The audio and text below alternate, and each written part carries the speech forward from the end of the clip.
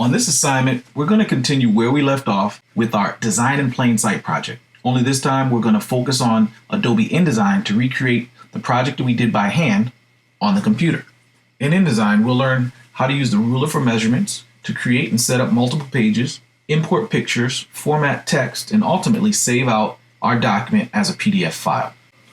But first, we have to set up our document. So once you've launched Adobe InDesign, click the Create New button to the left of your screen to pull up the Create New dialog box. When this box shows up, let's get in the habit of naming our files. Let's name this document Design in Plain Sight. Next, we're going to change our units from picas to inches, and orientation is going to be set to landscape. And based off of our previous project, we know that the measurement is going to be 17 inches wide by 13 inches high. So we're going to change that information as well. 17 by 13. Now when we get down to pages, right now the default's set to 1, but there's a check mark here where it says facing pages. If we uncheck that, basically, and click on preview, we're going to be able to get a preview of how the pages look when we include a number of pages to our document. We're going to use 2 pages. Facing pages means that they'll be side by side when you see them in the Pages panel. It'll also show up here that you have multiple pages in your document. So we're going to uncheck that, and then we're going to create a new document. So when we do this, basically we're going to get into our document, click on Pages, and we'll see that the pages are underneath each other instead of being side by side. So that's the difference between having facing pages checked or unchecked. Okay, and so our properties panel allows us to see all this information about our document. And this is what happens when you add another page and you check off the facing pages. It'll be side by side when you create a new page. Next, we have our margins. Our margins basically identify the space that we have around the edges on all 4 sides of our document. When we look in the properties panel and we look at the margin, we can change the different size of the margins basically with all 4 of these top, bottom, right, and left. If we change the value, you can see the margins change because they're linked right now. If we unlink those margins, basically when we change each one, they'll change separately.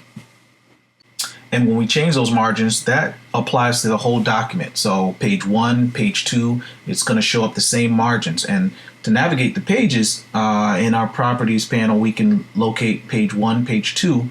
And also down here, we have the rulers that we can show our ruler, hide the ruler. And then we have guides that we can hide and show our guides here. So on the left hand side, we have our tools. The 3 tools that we're going to be using mainly for this project is the image frame tool. We're going to be using the text tool and the selection tool. These are the 3 tools that you're going to need to know to complete this project. The image tool allows you to import images. The text tool is going to allow you to input text, and then the selection tool obviously is going to allow you to move things around on your page. Down here, we have the fill and the stroke. So if you want to fill an object or add an outline, this is the stroke that allows you to do that, to change the color. Next is the little type tool to allow you, if you want to change the color of text, you have to choose this T to change the color of your text. And then this button allows you to change the color and information of objects. So the T or the box there. This allows you to select none for no color, and that's for gradient if you want to add a gradient. And then this is your default colors here, and you set it back to none with that button. This area here is for the default colors. So when you want to set it back to your default colors, you click that. Now let's select the image box, create a box, and we'll set it to our default colors. It has a black stroke, no fill. And if we want to select or hide our guides, we can press the W key on our keyboard, and that will hide guides and bring back guides. So W hides it, and then W will actually bring it back. And then we can use the selection tool to kind of move this shape around And once we're able to kind of hide those guides and we want to make the color or the stroke a little bit bigger, let's go over to the stroke amount and we'll make it a little bit larger so you guys can see it. But basically, we're able to change that color information and create the image with this image box. The text, we can select the text tool, create text, type our text in here, use our selection tool, move it around a little bit. We can change our font, we can change the size of the text, and then what we're going to do is we're going to try to move this box a little bit.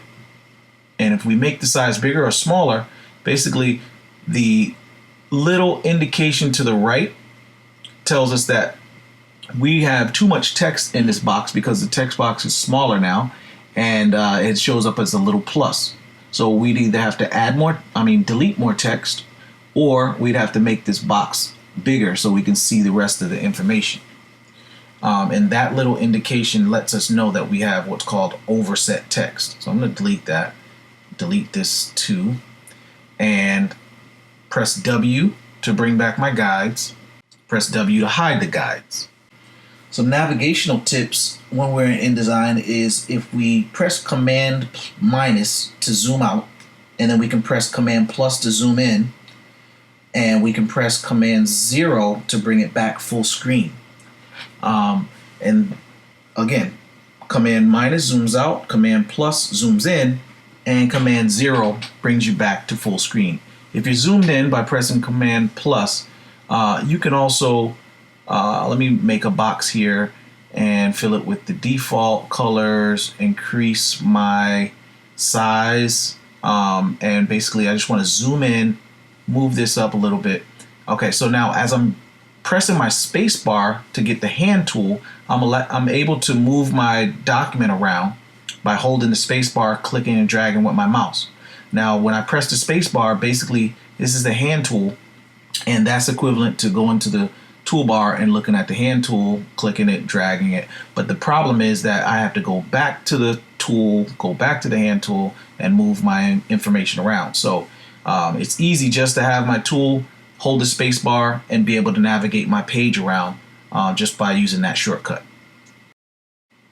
So just to kind of get familiar with the interface, we have our tools on the left, our properties panel on the right, and then at the top we have our menu bar, which gives us all the information that we need about any extra information that we need. Here, right below the menu bar, we have the ability to look at our rulers and our guides and things like that, basically to set up our document.